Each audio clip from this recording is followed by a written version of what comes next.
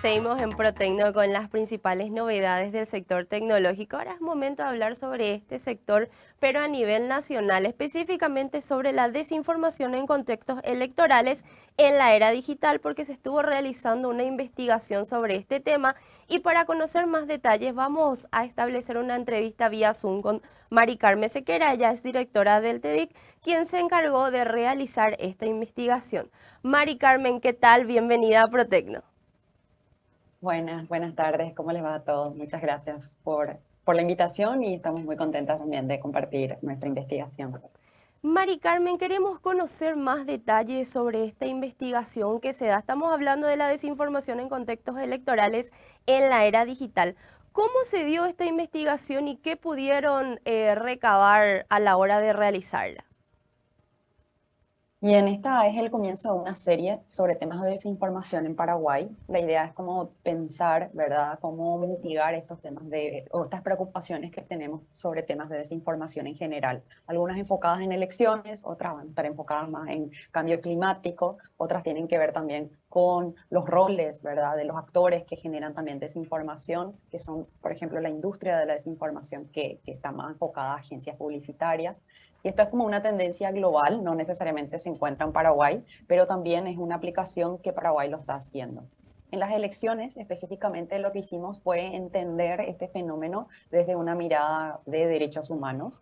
Por sobre todo, nuestra preocupación como TEDIC es que hoy la tendencia mundial en temas de regulación está en puerta, o sea, significa de que también en Paraguay van a estar regulando.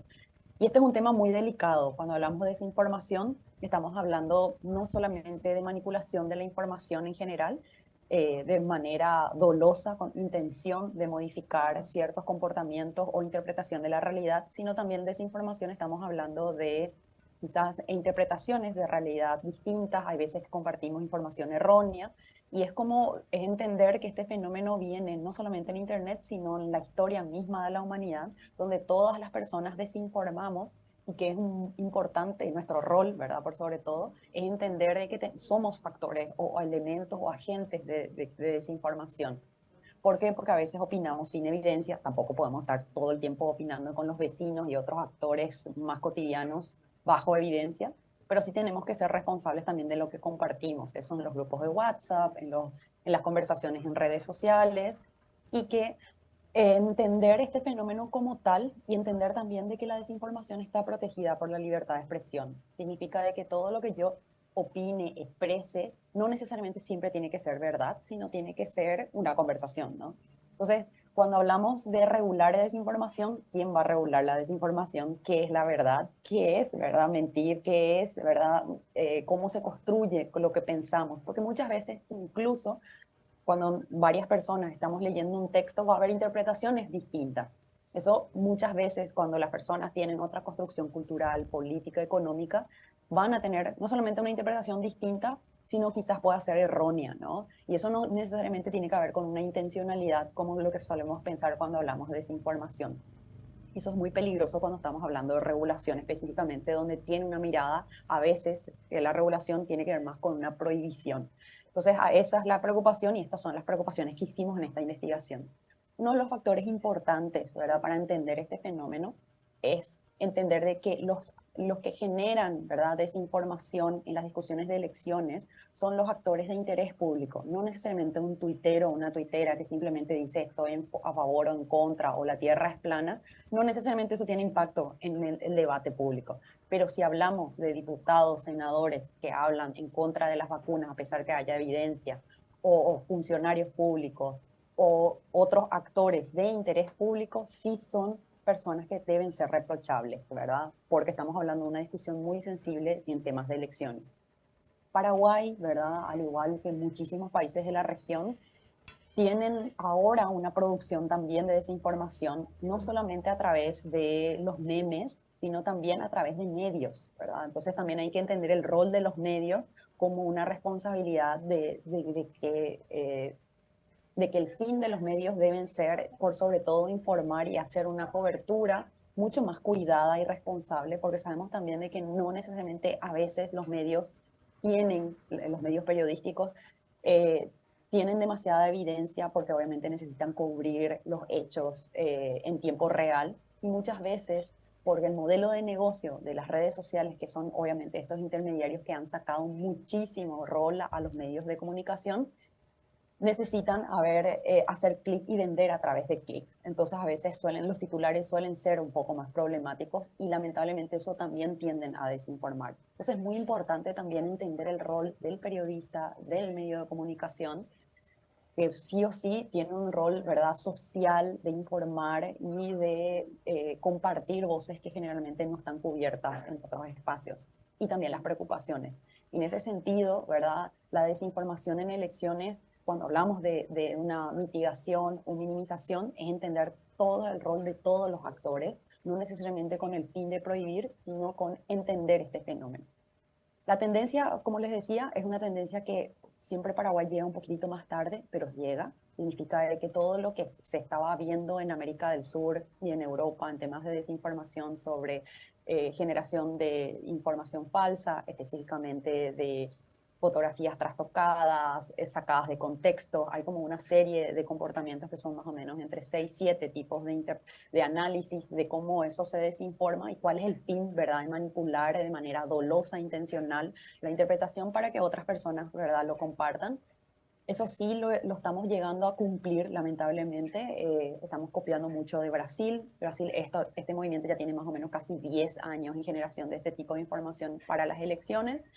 Paraguay en estas elecciones se vio mucho más que la anterior, pero eso no significa que no hubo, pero ahora es mucho más. Tiene que ver con bots, ¿verdad? Con grandes fábricas de memes, de desinformación y obviamente también la intencionalidad de usar influenciadores políticos y otros para poder difundir esta información.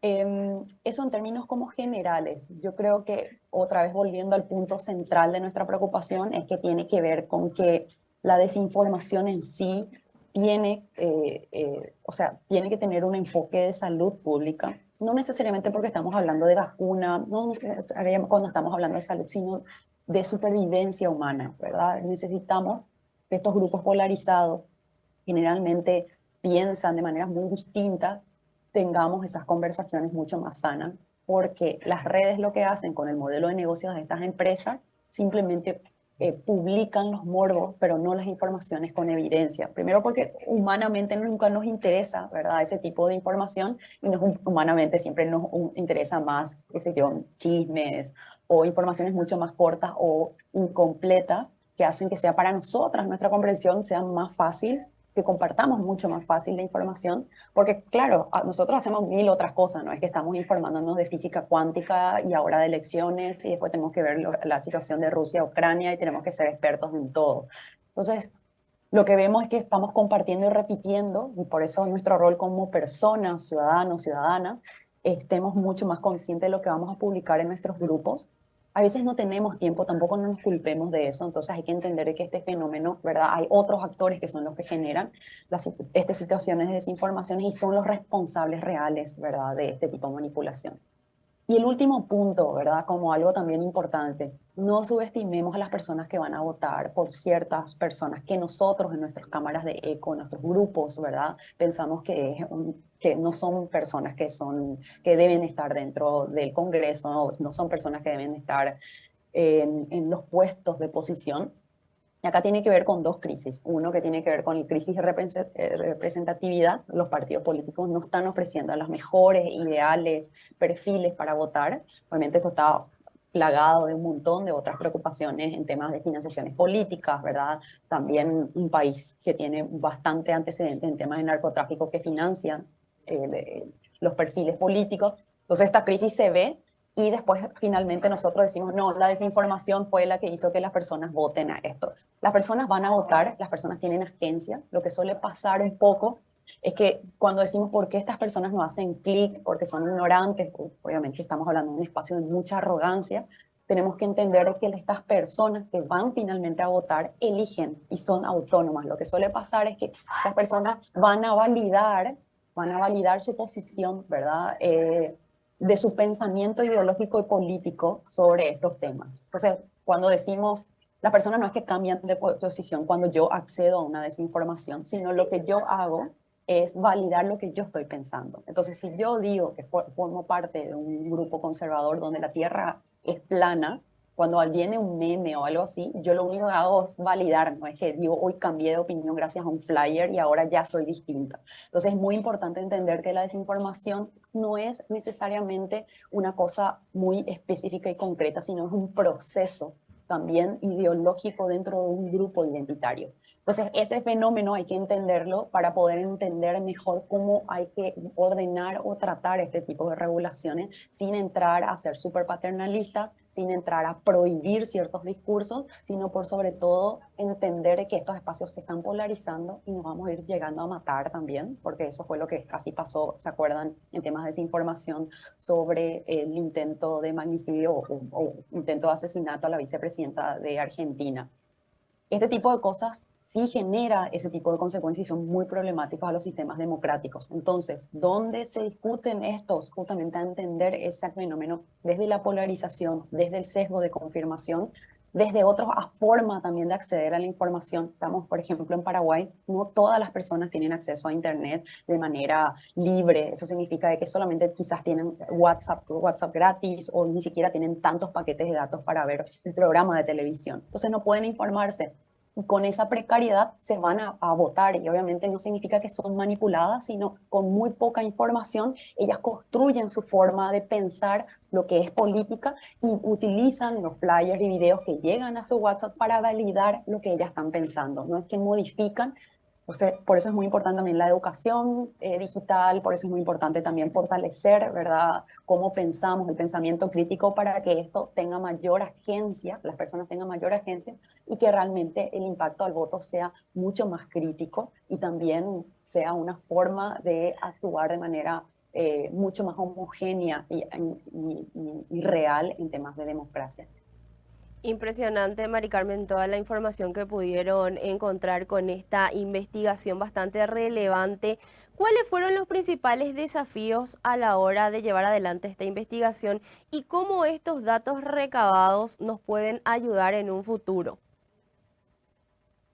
Bueno, la idea es como que esta serie, obviamente lo estamos traduciendo vamos a traducir a cuestiones como mucho más fáciles para la población que no va a estar leyendo un paper, porque este paper o esta investigación está más basada a actores que quieren trabajar en temas de desinformación, entonces es bastante técnico.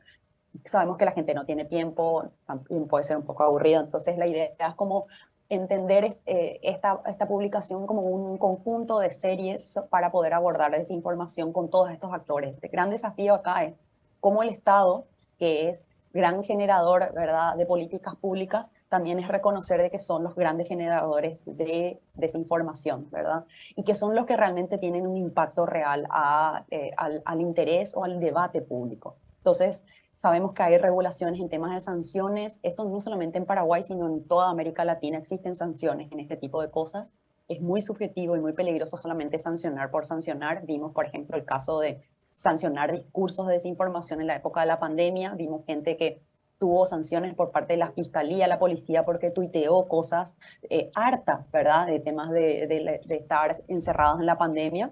Hizo pública esa expresión. Entonces, ahí la preocupación, lo que encontramos es que el rol del Estado tenía que ver específicamente con grandes generaciones de desinformación. Esto vemos, como les decía, a nivel regional también esta tendencia. También vemos cómo estas regulaciones pueden tener ese impacto al debate público, cómo pueden ser policías de la verdad, esto, se pueden generar los problemas y los grandes desafíos tienen que ver cómo mitigamos y evitamos que en nuestros países generen ministerios de la verdad diciendo solamente se van a publicar cosas de verdad, que es verdad, ¿verdad?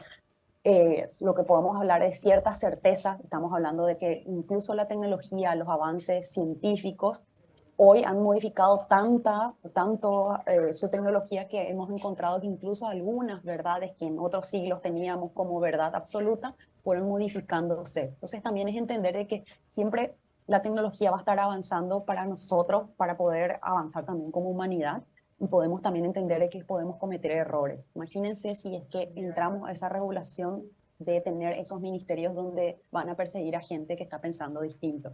Mari Carmen, queremos saber ahora ¿Qué se viene luego de esta investigación? ¿Cuáles son los puntos que van a estar socializando y qué se va a encontrar la ciudadanía? Bueno, la idea de esta publicación justamente es compartir con la ciudadanía, específicamente con la comunidad técnica, legisladores, legisladoras que van a estar trabajando justamente en estas discusiones. Sabemos que la discusión es a nivel global, la tendencia también es global de regular esto, entonces nuestra preocupación es justamente va más por ahí, de resolver y mitigar las intencionalidades que puedan generarse en estos lugares donde no hay mucha información acerca de cómo abordar desinformación. Entonces pueden ser problemáticas al momento de implementar, donde hace que fortalezca más un control y vigilancia de lo que es las discusiones o lo que es, ¿verdad?, el debate público o lo que es cualquier conversación, ¿verdad? Perseguir obviamente qué es la verdad y quiénes van a ser los actores que van a definir qué es verdad. Eso es un peligro en países democráticos. Esto van a tener una mirada mucho más autoritaria. Entonces es importante tener en cuenta este tipo de peligros que vamos a tener. Entonces, esta publicación es como más fijada para ese público técnico que trabaja en temas de democracia. Lo que vamos a hacer ahora es como una serie también de bajar estos papers, ¿verdad? Para poder discutir a nivel regional y también para la población en general, que también no tiene mucho tiempo de leer este tipo de artículos y que tiene una intención también de conocer acerca de estas discusiones para poder entender esa integralidad o por lo menos la diversidad de miradas para poder abordar estos temas. Por otro lado, la idea de esta serie va a seguir este año, el año que viene. Vamos a hablar sobre temas de desinformación, en temas de mujeres políticas, cómo esto afecta, cómo esto impacta, también desinformación a mujeres que trabajan en periodismo, ¿verdad? El rol de las voces de las mujeres y cómo este impacto de desinformación, que si bien no es ilegal, afecta y tiene consecuencias reales en el día a día, tanto en el trabajo, del derecho al trabajo a las mujeres, pero también esto cómo impacta en ser una voz de las minorías que generalmente cubren temas, la mayoría de las mujeres periodistas. Otro tema también que queremos cubrir es el rol de las agencias publicitarias. Sabemos que la historia del tabaco a nivel global, específicamente en el norte de Estados Unidos, la industria de la desinformación fue generada en las agencias publicitarias y fue muy difícil regularla, duró como casi entre 30 a 50 años para que nuestros países entiendan que la nicotina es un problema de salud pública y los impuestos deben ser más altos. Cómo esta industria también, ¿verdad?, no solamente genera este tipo de cosas, sino que pensemos también en otro tipo de industria, este tipo de industria, cómo puede generar otro tipo de discusiones en temas que no hay mucha información aún, pero esto hace que retrase, ¿verdad?, la discusión sobre temas de crisis climática, sobre temas del azúcar, ¿verdad?, sobre otros temas que tienen impacto en nuestro día a día y que lamentablemente por problemas de esta industria de desinformación, los intereses de grandes empresas, hacen de que no podamos tener mayor acceso a la evidencia, que las políticas públicas lleguen a tiempo y no 30, 40 años después. Así que nuestro desafío, como te digo, es tratar de cubrir la mayor cantidad de esta información desde Paraguay para Paraguay, porque también creemos que es muy importante pensar en nuestros contextos con personas que vivimos en nuestros países para poder colaborar también en un debate mucho más real y no paquetes también que vienen de otros lugares para decir esto es lo que se va a discutir. Así que también el desafío nuestro es cómo trabajar con la academia a nivel nacional de generar estas discusiones y también mayor evidencia. Mari Carmen, te agradecemos muchísimo el que puedas haber compartido toda la información de esta investigación. Seguramente vamos a estar volviendo a contactar contigo para ir viendo cómo se va desarrollando esta serie de investigaciones. Muchísimas gracias. Muchísimas gracias a ustedes. Hasta luego.